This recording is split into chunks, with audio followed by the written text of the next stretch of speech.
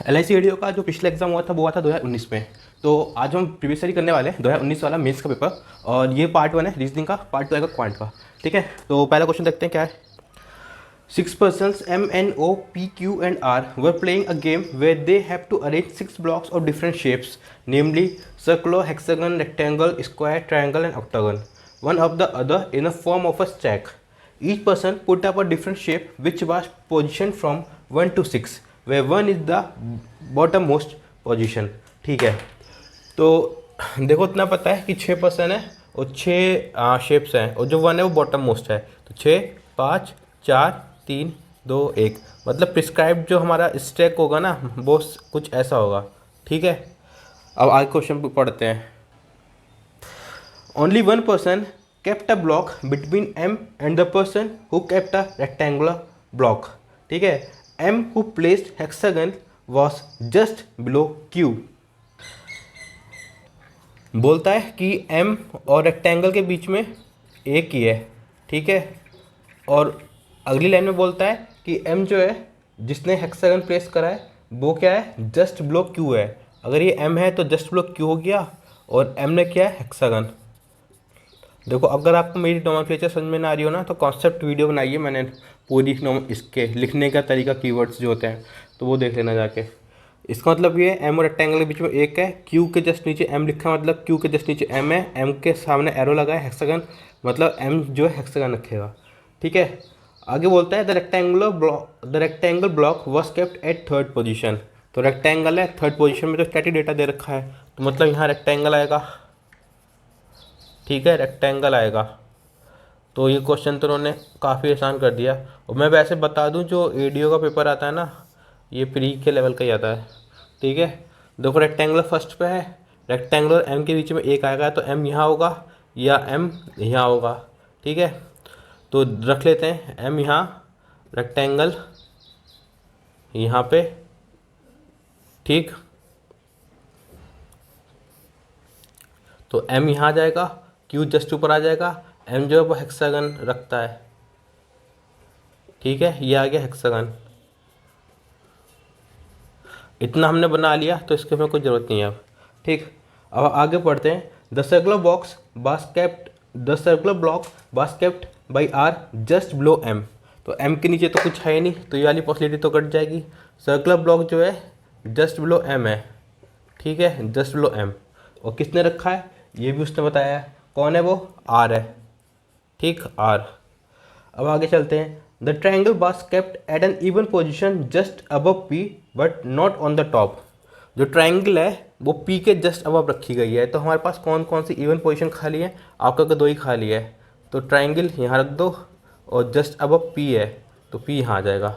ठीक है, फिर आगे बोलता है the difference in the position of a square block and the position eight which and kept the block is 4।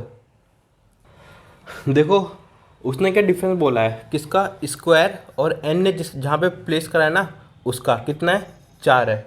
ठीक है, अगर मैं स्क्वायर को है टॉप पे रखता हूँ 6 पे तो एन उधर जाएगा, 4 इधर आ जाएगा, मतलब एन 2 पे आना चाहिए। एन 2 पे, तो एन 2 पे आ सकता है, क्या क्या आ सकता है, तो एन यहाँ आ जाएगा और स्क्वायर यहाँ आ जाएगा। ठीक है, तो ये इसका आंसर हो गया। ठीक, तो पहला क्वेश्चन है which block was kept by R. तो आर ने कौन सा ब्लॉक केप्ट किया, आप कहोगे सर्कुलर। ठीक है, सेकंड ऑप्शन है which block was kept immediately below the triangular block. Triangular block के जस्ट नीचे कौन सा ब्लॉक है, आप कहोगे जोन सा बचा है वही है, और वो कौन सा है, ऑक्टागन है, ऑक्टागन। ठीक है, फिर अगला है which pair is incorrect match. तो पेयर कौन से हैं, N2, आप कहोगे N2 सही है। दूसरा है P1, आप कहोगे P1 भी सही है। फिर Q6, आप कहोगे Q6 ये भी सही है। फिर आप कहोगे M5, तो M5 भी सही है। मतलब O4, आप कहोगे O तो 3 पे है, O 3 पे है, मतलब यही गलत है। ठीक है, फिर अगला क्वेश्चन है which block was kept below the block kept by O। तो ये O है, इसके नीचे कौन सा ब्लॉक है, या तो ट्रायंगल है या ऑक्टोगोनल है। जस्ट बिलो बोलते ट्रायंगल आ जाता। तो इसका आंसर क्या है, देखो ऑप्शन में क्या है, रेक्टेंगल, रेक्टेंगल खुद O नहीं रखा है। स्क्वायर, स्क्वायर ऊपर है। सर्कल ऊपर है। ठीक है, हेक्सागन और ट्रायंगल, हेक्सागन ऊपर है, तो क्या आंसर बचा? ट्रायंगल। ठीक है। लास्ट क्वेश्चन है, eight which position was circular block kept. Circular किस पे है? फोर्थ पे, तो इसका आंसर क्या हो गया? फोर्थ। ठीक है।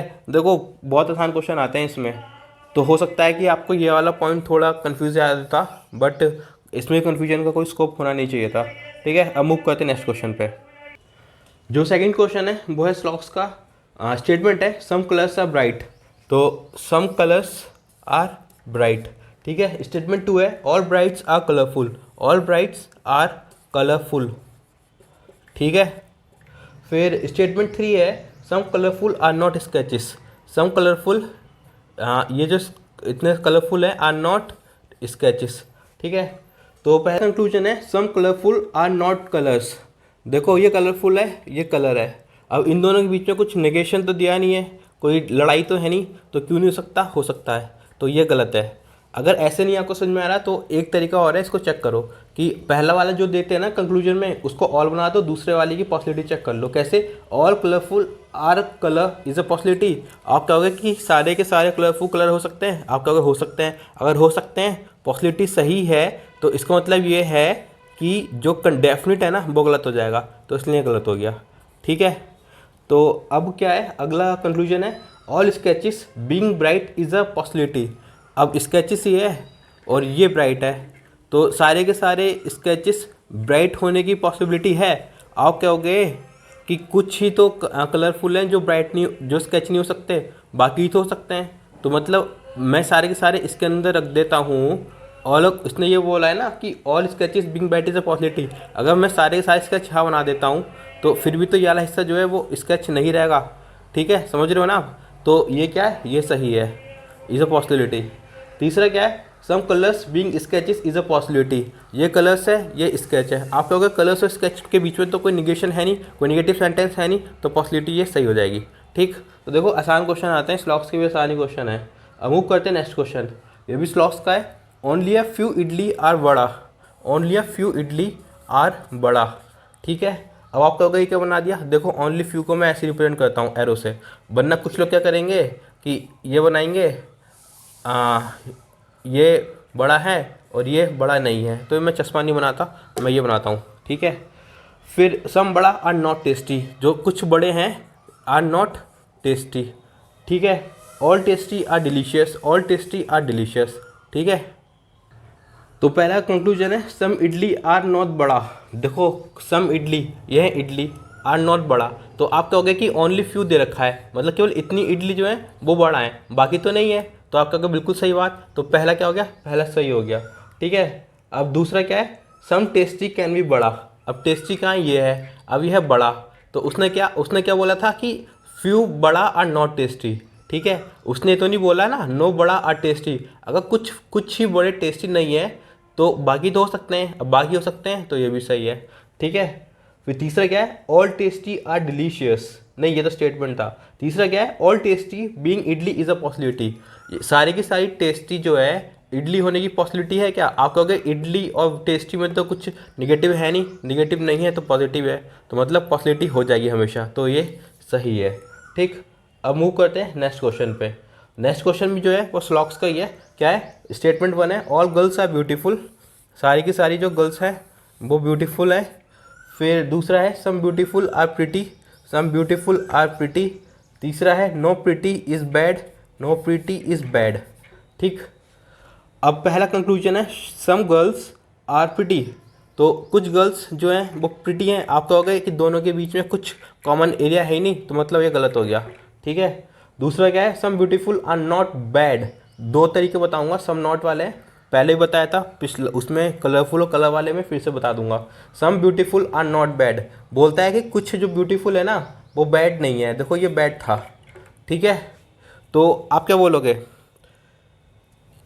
देखो ये है ब्यूटीफुल, ठीक है, इतना ब्यूटीफुल, तो आप कहोगे कि जितना जितना ये है प्रिटी, उतना बैड, उतना जो ब्यूटीफुल है वो बैड नहीं होगा। ठीक है, ये तो आप समझ में आ रहा है, बट जो बाकी है वो तो हो सकता है। तो जब बट हमसे तो ये पूछा है ना उसने कि some beautiful are not bad, तो आप कहोगे हाँ ये वाला जो पार्ट है वो नहीं होगा, तो मतलब क्या है, ये भी सही है। मैंने अब दूसरा तरीका क्या बताया था कि पहले वाले को दूसरी पॉसिबिलिटी बना लो ऑल करके। तो क्या है? Some beautiful are not bad को आप बनाओ all beautiful are bad is a possibility. आप कहोगे कि सारे के सारे ब्यूटीफुल को अगर मैं बैड के अंदर डालूंगा तो ये वाला हिस्सा भी तो बैड के अंदर जाएगा, और जबकि ये जा नहीं सकता क्योंकि बैड और इसमें प्रिटी में लड़ाई है, निगेटिव दे रखा है। तो अगर पॉसिबिलिटी गलत है, पॉसिबिलिटी अगर गलत है तो डेफिनेट कंडीशन जो होगी ना वो सही हो जाएगी, इसलिए सही है। ठीक है। अब तीसरा कंक्लूजन क्या है कि all bad being pretty is a possibility. All bad being pretty, all bad being pretty is a possibility. तो आप कहोगे नहीं, बैड और प्रिटी में तो लड़ाई है तो ये नहीं होगा, पॉसिबिलिटी नहीं होगा क्योंकि डेफिनेट है, डेफिनेट गलत होता है। ठीक है। तो अब अगला क्वेश्चन है, ये भी क्लॉक्स का है। क्वेश्चन है सम ग्लू आर स्टिकी। तो सम ग्लू आर स्टिकी। ठीक है। दूसरा स्टेटमेंट है some sticky are not pastries. Some sticky are not pastries. ठीक है। फिर ऑल पेस्ट्रीज, पेस्ट्रीज नहीं है, प्लास्टिक्स है। All plastics are surgeries.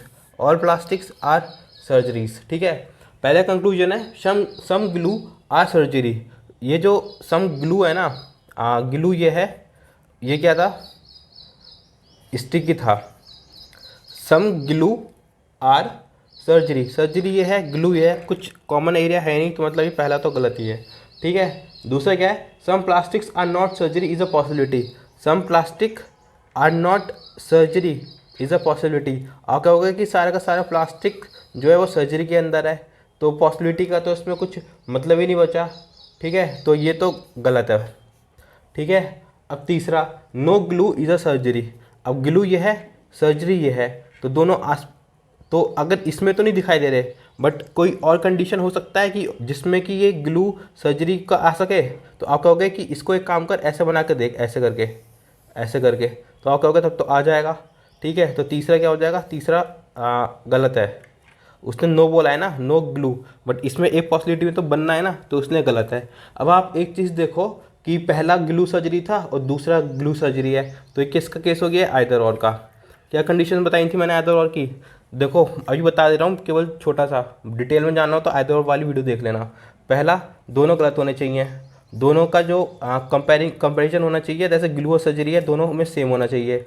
तीसरा, अगर आइदर का मतलब होता है या, अगर पहला सही होगा तो दूसरा गलत होगा, अगर पहला दूसरा सही होगा तो पहला गलत होगा। देखो मैं समझा देता हूँ, चलो एक बार यहाँ भी देखो, उसने क्या बोला, पहले मैं सही करूँगा पहले वाले को। ठीक है। अब पहला वाला कैसे ही होगा, सम ग्लू आर सर्जरी। देखो यहाँ बनाता हूँ दोबारा, अपना क्वेश्चन क्या था, some glue are sticky, some glue are sticky. ठीक है। फिर क्या था, some sticky are not plastics, some sticky are not plastic. फिर तीसरा क्या था, all plastics are surgery, all plastic are surgery. ठीक है, बन गया ना, सारी प्लास्टिक सर्जरी है। अब देखो पहला कंक्लूजन क्या था कि कहाँ गया, सम ग्लू आर सर्जरी। तो आप कहोगे कि इतनी सर्जरी तो पूरी है, ये पूरी सर्जरी है। ठीक है, ये पूरी सर्जरी है, तो मतलब ये सारे के सारे ग्लू सर्जरी होंगे। आप तो कहोगे तो सही हो गया। ठीक है, सही हो गया ना। अब आप तीसरा वाला चेक करो, तीसरा वाला क्या कहेगा, no glue is a surgery. आप कहोगे तो जब सारे ही सही है तो दूसरा तो गलत हो गया। ठीक है, देखो पहला सही हुआ तो दूसरा गलत हो गया।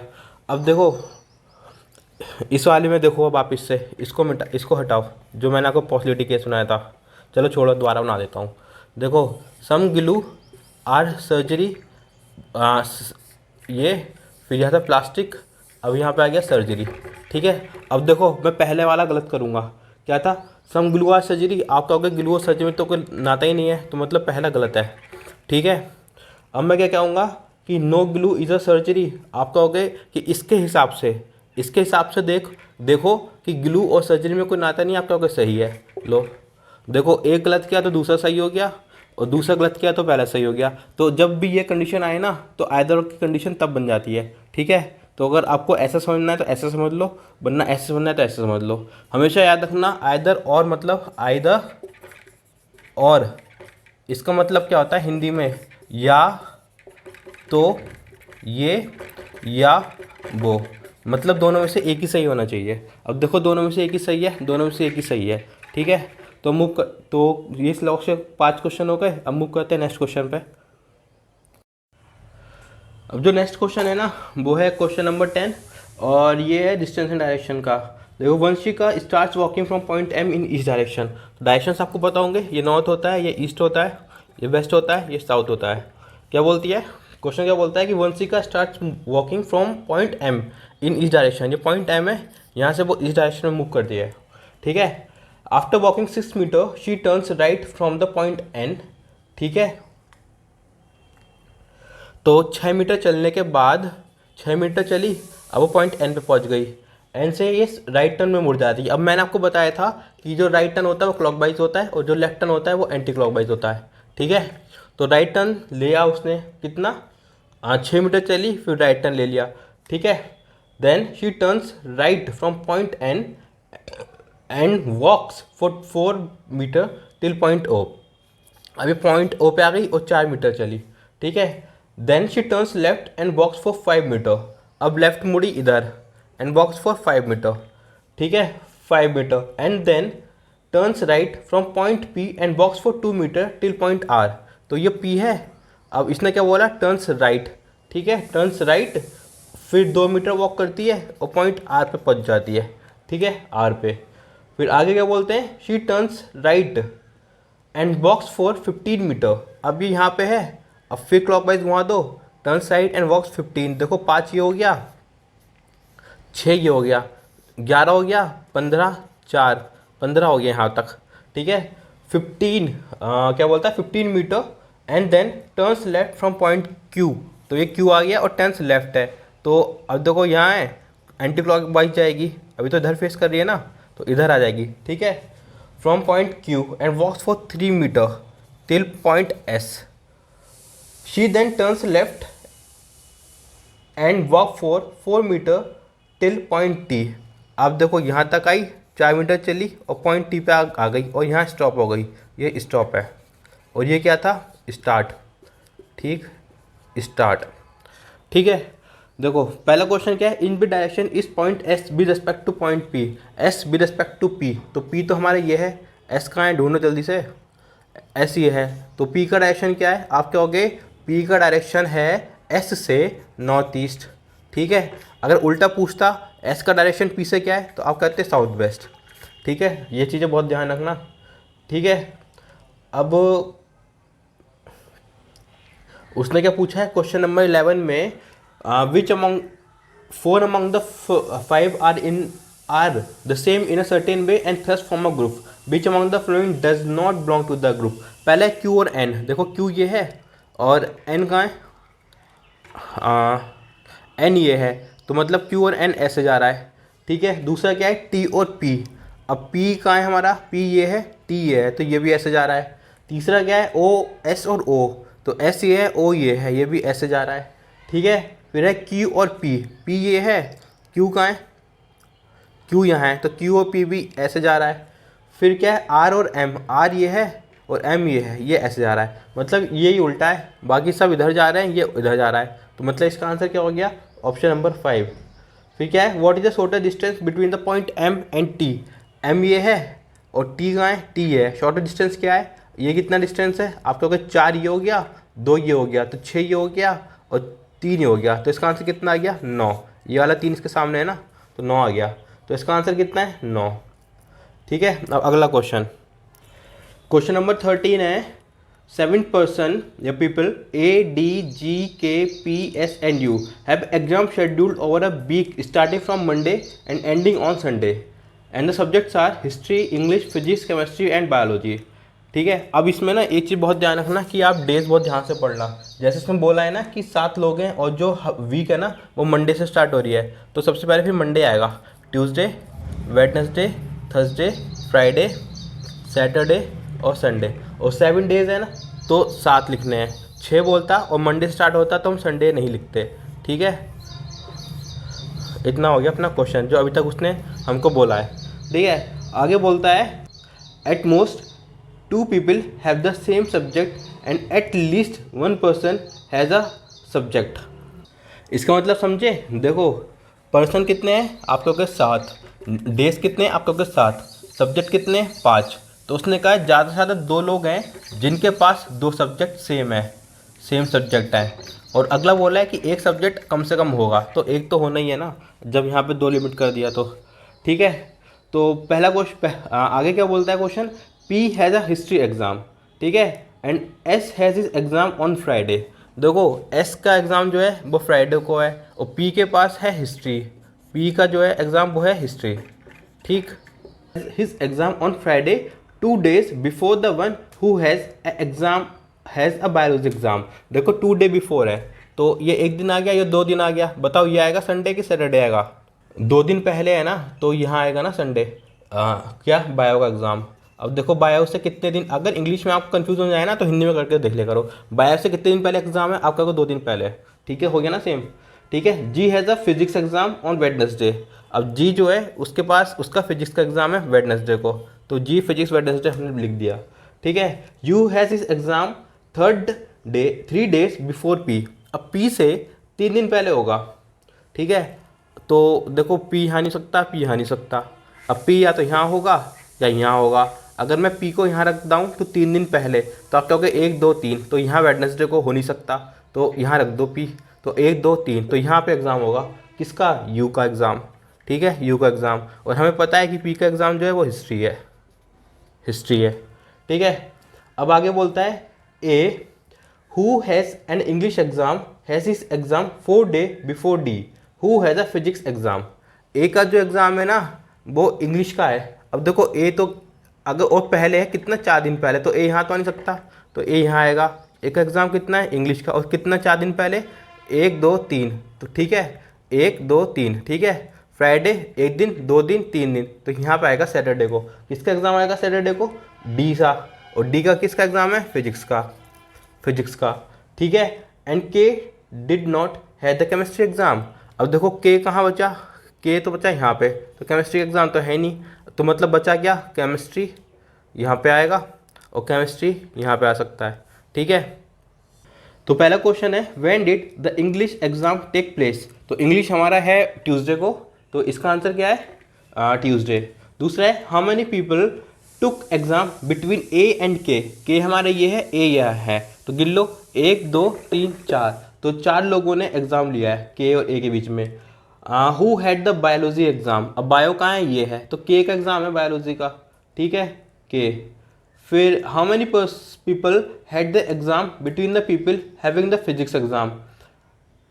तो क्वेश्चन कह रहा है कि फिजिक्स एग्जाम के बीच में कौन दो लोग हैं, तो ए फिजिक्स से ये बैठा है, ए फिजिक्स से बैठा, तो कौन है, पी और एस।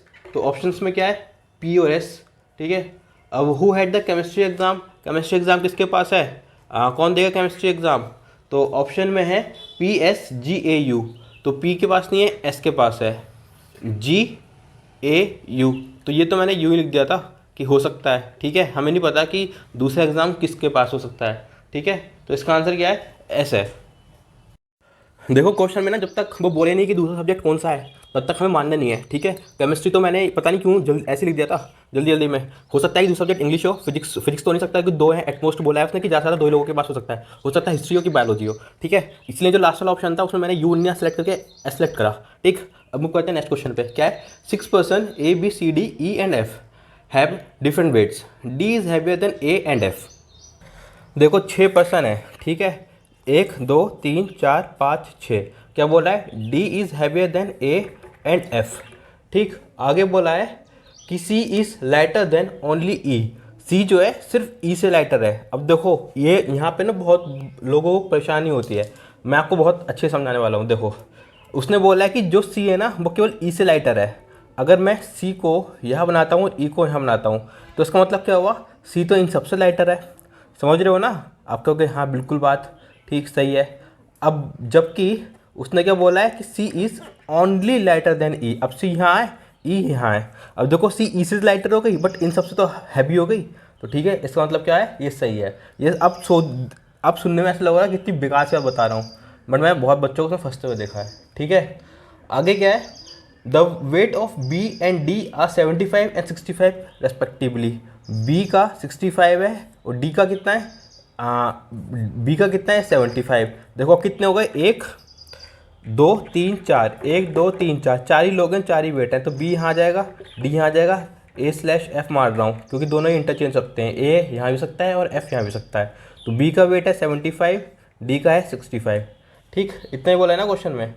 फिर क्वेश्चन है who among the following is the lightest, तो हमें नहीं पता कौन है, आइदर A और F, तो इसका आंसर क्या है C&D। ठीक है, कैन नॉट बी डिटरमाइंड। ठीक है, या तो ये होगा ऑप्शन में या ऑप्शन होगा आइदर A और F।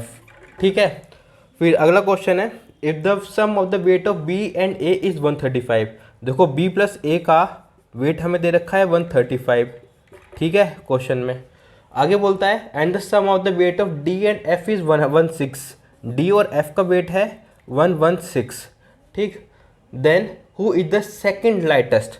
अब बताओ कि सेकंड लाइटेस्ट कौन है। देखो B का हमें वेट पता है 75। ठीक है, तो इससे A का वेट निकल जाएगा। आप क्या हो गए 135 में से 75 घटा दे, मैं कहूँगा 60 आएगा। ठीक है, देखो 5 में 5 गया 0, 13 में 7 गया 6। अब D का हमें वेट पता है 65, F का हम निकाल लेंगे, ये कितना है 116, माइनस कर दो, 16 में से 5 गया, बचा कितना, चलो 6 में से 5 गया 1। ठीक है, 11 में से 6 गया 5। आप कहोगे F का वेट है 51 और A का वेट है 60, तो मतलब A जो है सेकंड लाइटेस्ट हो गया। ठीक है, तो अगला क्वेश्चन है क्वेश्चन नंबर 20। ये कहता है how many pairs of the letters are there in the word bargained that have the same number of the letter between them in the word in both forward and backward direction as they have in English alphabetical series. ठीक है, बारगेंड में पूछा है। देखो ये B है, CDEFGHIJ कुछ नहीं मिला, ABCDEFGH कुछ नहीं मिला, RS कुछ तो है नहीं बड़ा यहाँ पे, GHI मतलब G और I एक मिल गया, JKL नहीं है, ABCDE नहीं है, IJKL नहीं है, N के आगे है ही नहीं, E के आगे भी है नहीं, DE तो आ गया DE, FGHIJKL नहीं है, EFGHIJKL नहीं है, N के आगे कोई बड़ा दिख रहा है, R है, NRMNOPQR तो कितना हो गया NR हो गया। ठीक है, R के अलावा कोई है नहीं, IJKLMNABCDEGHIJAB तो कितने आ गए AB, मतलब 4 है, 1 2 3 4, तो इसका आंसर कितना हो गया 4 हो गया। चलो अब देखते हैं अपना नेक्स्ट क्वेश्चन। जो नेक्स्ट क्वेश्चन है ना ये ब्लड रिलेशन का है, 7 member from the same family. अच्छा, ब्लड रिलेशन मैंने बहुत ही बेहतरीन बहुत ही डिटेल तरीके से पढ़ा है और 3 वीडियोस में समझाया और करवाया है कॉन्सेप्ट्स, देख लेना मन हो तो क्वेश्चन क्या है 7 members from the same family RSTUVW and X, 7 member हैं। ठीक है, और उनके नाम भी दे रखे हैं। Are sitting in a linear row facing north. अरे ये तो मज़ा आ गया, ब्लड रिलेशन प्लस लीनियर का क्वेश्चन है। ठीक है, बोलता क्या है are sitting in are linear row facing north. ठीक है, U's daughter sits to the immediate right of U. तो क्या बोलता है कि यू की जो डॉटर है ना, use daughter sits immediate right of you. Nomenclature समझाने के लिए मैंने अभी बोला था कि मेरी वीडियो देख लेना, कौन सी वाली, कॉन्सेप्ट वाली। ठीक है, अब पढ़ लो तो समझ में आ रहा होगा कि यू की daughter immediate right of you के। ठीक है, फिर बोलता है X is the only son of S। क्या बोलता है X is the only son of S। ठीक है, ओनली सन ऑफ S। ठीक, मतलब इसकी कोई और लड़की नहीं है या और कोई लड़का नहीं है। ठीक है, नहीं लड़की हो सकती है और लड़का कोई और नहीं हो सकता। ठीक है, R is the male person, R जो है वो मेल पर्सन है। ठीक है, ये भी पता लग गया हमें। फिर आगे बोलता है T seats third from the extreme and. देखो 7 जने हैं, 1 2 3 4 5 6 7, 1 2 3 4 5 6 7, थर्ड एंड पे बैठा है तो फर्स्ट सेकंड थर्ड। ठीक है, इतना हमें पता चल गया है। ठीक, आगे बोलता है V is immediate neighbour of T's mother. जो टी की मम्मा है ना, टी की जो मदर है, टी की जो मदर है उसका इमीडिएट नेबर कौन है, V है। ठीक है, फिर आगे बोलता है there are 2 person between V and R। V और R के बीच में 2 पर्सन है। ठीक है, फिर there is only 1 person sit between T's wife and S father. T की जो वाइफ होगी ना, T की जो वाइफ है और S के जो फादर है उनके बीच में केवल एक पर्सन बैठा है, ठीक है। फिर आगे क्या बोलता है, there are 2 person between W and U। W और U के बीच में, W और U के बीच में 2 पर्सन बैठे हैं, ठीक। फिर V is ask grand father. B जो है वो R का ग्रैंड फादर है, तो ये B आ गया, ये R का ग्रैंड फादर है। आगे बोलता है the number of the person sitting of the S is same as the number of the person sitting to the right of T is wife, ठीक है। तो S का जो राइट पे है ना, S का जो राइट पे है वो कितने हैं, T की वाइफ के लेफ्ट में। अब मैंने यही क्यों लिखा है ये, क्योंकि यहाँ T की वाइफ यहाँ लिखा है, ठीक है। अगला पार्ट क्या दे रखा है कि they are 2 person sitting between W and U, ये तो हमने लिख लिया था। अच्छा वाली लाइन हमें स्किप हो गई थी, मतलब V इज आस्क ग्रैंडफादर, ये भी हमने लिख लिया था, ठीक है। W sits to the left of U, अच्छा ये लिखा है W sits to the left of U, ठीक है, left of U। T's mother sit second to the right of T, जो T की मदर है ना, T की मदर जो है वो second to the right of T है, ठीक है, T है। फिर T's wife sits to the immediate right of R। T की जो वाइफ है, T की जो वाइफ है वो immediate left of immediate right of R है, ठीक है, इमीडिएट राइट ऑफ R। अब आपको कुछ समझ में आ रहा है कि कैसे होगा? देखो अगर नहीं आ रहा है ना तो आप एक चीज़ देखो, हमें T दे रखा है, R दे रखा है, U दे रखा है, ठीक है, और इसके अलावा क्या दे रखा है, जितने भी रिलेशंस है ना सब T के साथ कोडेड है। T की माँ, T की बहन, T की पापा, T की सिस्टर, सब कुछ T में कोडेड है। तो हमें क्या करते हैं कि पहले 7 लोगों का ब्लड रिलेशन का एक बेसिक रफ आइडिया बनाते हैं। देखो 7 लोग होंगे ना, तो 1 2 उसने क्या बोला, 7 हैं, 3 4 5, अब 2 और लेके आओ कहीं से। एक काम करो, T बनाओ पहले, T, ठीक है। अब T की कोई वाइफ होगी, ठीक है। अब T के मम्मी पापा भी होंगे, पापा मम्मी, T का शायद कोई बच्चा भी हो, ठीक। तो कितने हो गए, 1 2 3 4 5 हो गए ये भी, ठीक है। अब देखो T का हमें कुछ और रिलेशन दे रखा है, हमें दे रखा है कि जो R है ना वो ग्रैंडफादर है किसका, नहीं, जो V है ना वो ग्रैंडफादर है R का। तो अगर ये V यहाँ रख दूँ मैं तो R यहाँ रखना पड़ेगा हमें, और दे रखा है कि R मेल मेंबर है, ठीक है। फिर क्या दे रखा है, जो जो X है ना वो X का ओनली सन है, ठीक है। अगर ओनली सन है, अगर ये T की वाइफ है तो T खुद भी मेल रहा होगा, ये तो पक्की बात है, ठीक है। फिर उसने क्या बोला है कि जो X है वो ओनली मेल मेंबर है, तो यहाँ तो आ नहीं सकता, यहाँ भी नहीं आ सकता। ने हमसे एक बात बोली है क्वेश्चन में कि U की जो डॉटर है ना वो U की इमीडिएट राइट है, ठीक है। अब देखो डॉटर तो यहाँ U को हम यहाँ रखेंगे तो U की डॉटर भी लानी पड़ेगी एक, तो पॉसिबिलिटी तो है, ठीक है। बट एक चीज़ और दे रखी है कि जो S है, S का केवल एक ही लड़का है, वो है X, ठीक है। S का एक ही लड़का है और उसने क्या बोला है, S का एक फादर भी है, ठीक है। तो मतलब S यहाँ तो आ नहीं सकता, ठीक है। तो S यहाँ भी नहीं आएगा क्योंकि 4 पीढ़ी हो जाएंगी, और मेरे हिसाब से 7 लोगों में 4 पीढ़ी बनाना बेवकूफ़ी है। अगर मैं S को T की बहन बना देता हूँ तो इसका एक लड़का भी हो जाएगा X, ठीक है। अब कितने लोग हो गए, 1 2 3 4 5 6 7, ठीक है। अब U की मदर को अगर मैं U मान लेता, S की मदर को अगर मैं U मान लेता हूँ, क्योंकि अगर U रखूँगा तो उसकी एक बेटी आनी चाहिए, बेटी तो है ही नहीं, तो बेटी अगर U मान लेता हूँ मदर तो U की बेटी हो जाएगी S, ठीक है। तो बचा है क्या यहाँ पे W। तो मेरे हिसाब से ये हमारा वो बन गया क्या, ब्लड रिलेशन का डायग्राम, ठीक है। अब इसके हिसाब से ये बढ़ा कर देख लेते हैं लीनियर इक्वेशन। सबसे पहले क्या बोलता है यहाँ पे कि U की डॉटर जो है वो इमीडिएट राइट ऑफ U है। अब U की डॉटर कौन है, U की डॉटर है S, तो S जो है वो इमीडिएट राइट है किसके, U के, ठीक है, ये बोला। फिर इसके बाद क्या बोलता है, W और U में 2 जने बैठे हैं और W लेफ्ट पे है U के, तो W और U में देखो यहाँ लिखता हूँ, उसको स्पेस बनेगी, U यहाँ आ जाएगा, S यहाँ आ जाएगा, W और U के बीच में 2 जने हैं और W लेफ्ट में भी आ गया, ठीक है। तो हमारा ये भी काम हो गया, ये भी ख़त्म हो गया।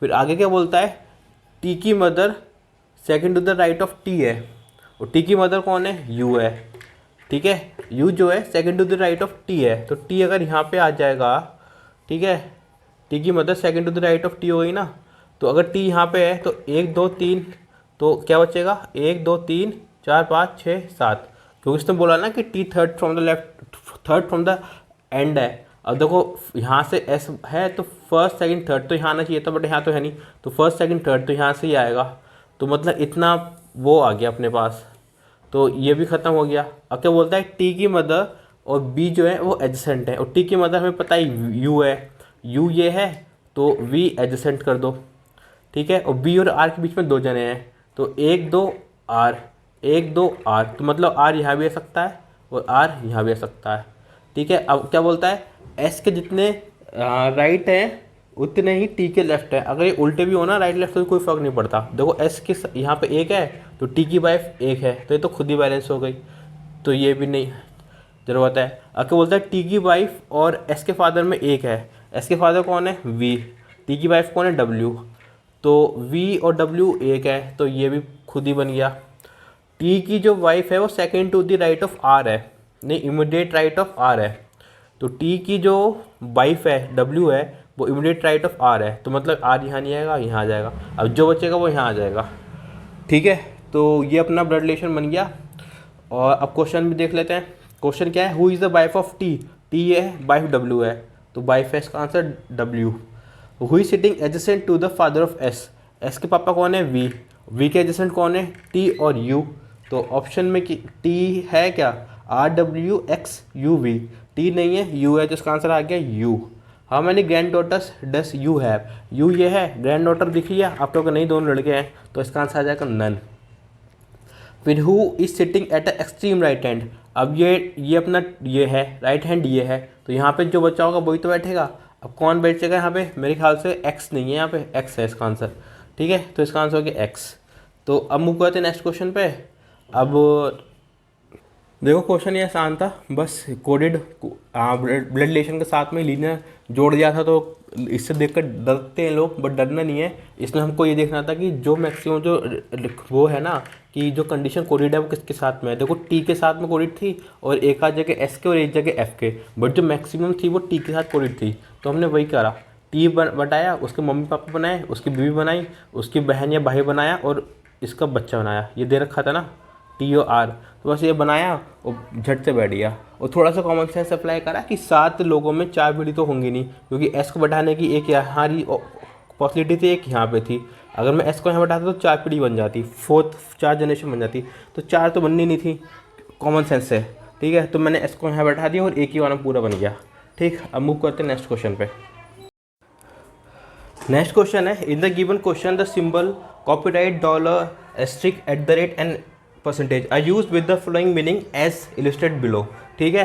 तो कोड दे रखे हैं, तो हमने उसमें सीखा था ये इनइक्वालिटी में कि जो होते हैं ये इस तरह से लगे होते हैं, ठीक है, इनका पैटर्न होता है।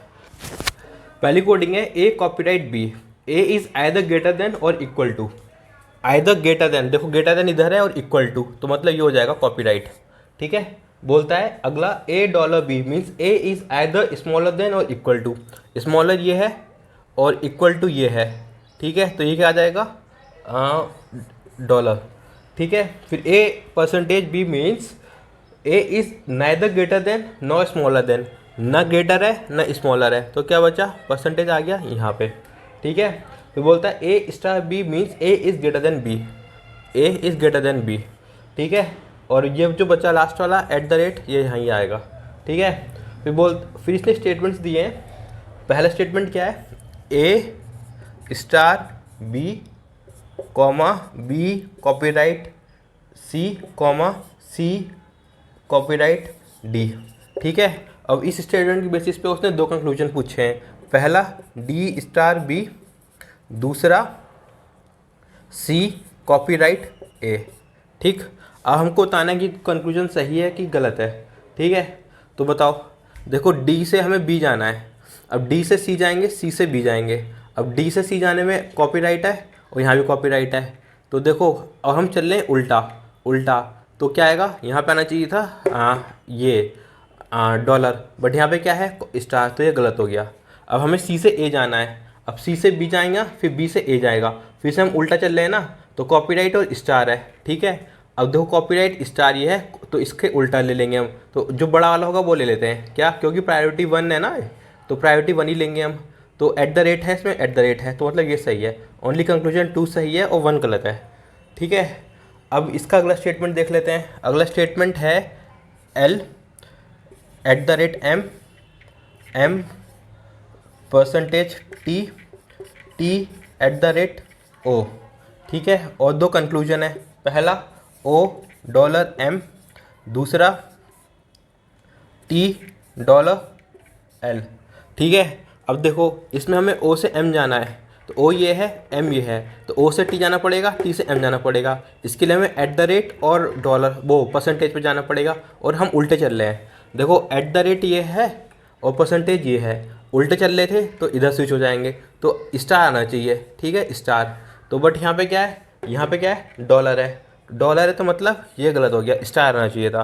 दूसरा क्या है, टी से हम एल जाएंगे, टी ये है, एल ये है, तो टी से एम, एम से एल, तो परसेंटेज और एट द रेट, और उल्टा चल रहे हैं, तो परसेंटेज ये है, एट द रेट ये है, उल्टा चल रहे हैं तो हमें इधर आना पड़ेगा, तो यहाँ आना चाहिए था स्टार, बट यहाँ क्या है, डॉलर, तो मतलब ये भी गलत है। इसका आंसर क्या है, नाइदर 1 नॉट 2, ठीक। तो ये दोनों गलत हैं। तो अब देख लेते हैं अगला क्वेश्चन, ये क्या है, स्टेटमेंट क्या है, तीसरा, सी परसेंटेज एफ, ठीक है, F at the rate G, G copyright M, ठीक है। देखो मार्किंग हल्की ख़त्म हो गया, बट मुझे लगता है कि आप काम चला लोगे। एम परसेंटेज एफ, फिर सी एट द रेट जी, ठीक है। देखो एम से एफ जाना है हमें, तो एम ये है, एफ ये है, तो एम से जी, जी से एफ, और क्या है, कॉपीराइट एट द रेट, वो भी उल्टा, कॉपीराइट एट द रेट, तो ये तो दोनों ही उल्टी दिशा में, तो ये तो गलती हो गया, ठीक है। सी से जी जाना है, तो सी ये है, जी ये है, तो सी से एफ, एफ से जी। देखो परसेंटेज जाना है, फिर एट द रेट और सीधा, परसेंटेज और एट द रेट सीधा, तो मतलब एट द रेट ही होना चाहिए था, और एट द रेट ही है, मतलब ये सही है। ओनली कंक्लूजन 2 इज़ करेक्ट, ठीक है। तो ये अपने रीजनिंग के पेपर का एंड होता है, और कोशिश करूँगा कि आज रात को इसका क्वांट का भी क्वेश्चन डाल दूँ पेपर, ठीक है। और इसमें एक पजल, पता नहीं एक क्वेश्चन है वो मेरे को नहीं मिल पाया, तो उसमें वो कमी है, अगर मिलेगा तो मैं उसका दूसरा वीडियो बना दूंगा, ठीक है। फिलहाल मेरे ख्याल से 33 क्वेश्चन आते हैं, उसमें से मैंने मैक्सिमम करवा दिया, बस एक पजल मेरे को लग रहा है कि पजल ही मिसिंग है, क्योंकि तभी एक पूरा सेट गया है क्वेश्चन का, ठीक है। तो वो मिलेगा तो मैं करवा दूंगा। अब मिलेंगे इसके रीजनिंग के का करवा चुका हूँ क्वांट के सेक्शन में, क्वांट के पेपर में। तब तक जय हिंद।